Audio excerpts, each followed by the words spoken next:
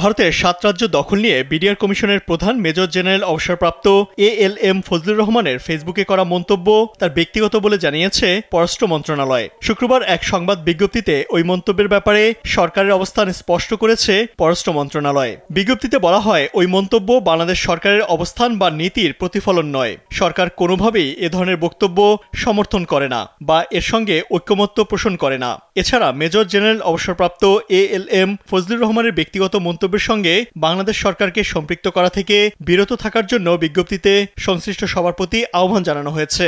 পররাষ্ট্র মন্ত্রণালয় জানিয়েছে, বাংলাদেশ সব দেশের সার্বভৌমত্ব, আঞ্চলিক অখণ্ডতা, পারস্পরিক সম্মান ও শান্তিপূর্ণ সহাবস্থানের নীতির প্রতি দৃঢ়ভাবে প্রতিশ্রুতিবদ্ধ।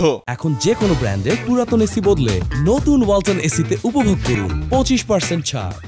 এর আগে ফেসবুকে নিজের আইডিতে এক পোস্টে মেজর জেনারেল অবসরপ্রাপ্ত ফজলুর রহমান বলেন, ভারত পাকিস্তান আক্রমণ করলে বাংলাদেশের উচিত হবে উত্তর পূর্ব ভারতের ৭ রাজ্য দখল করে নেওয়া। এ ব্যাপারে চীনের সঙ্গে যৌথ সামরিক ব্যবস্থা নিয়ে আলোচনা শুরু করা প্রয়োজন বলে পোস্টে লেখেন ফজলুর রহমান।